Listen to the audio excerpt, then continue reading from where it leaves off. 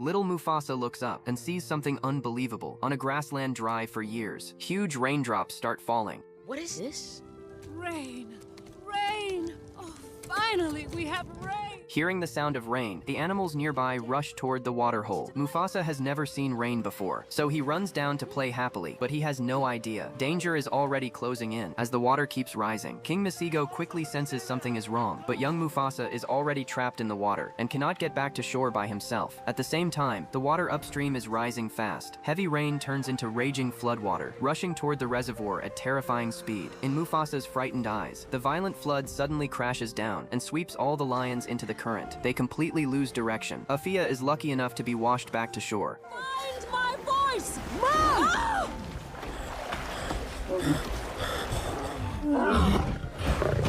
Masigo also uses all his strength to grab Mufasa and throws his son toward the embankment. Mufasa gathers his courage, desperately trying to climb back to his mother, but he is only one step away from Afia, yet it feels like an uncrossable abyss between them. Fate changes completely in this moment. A huge elephant herd is also dragged into the flood. Masigo sees the danger in time, but it is too late to say goodbye to his son.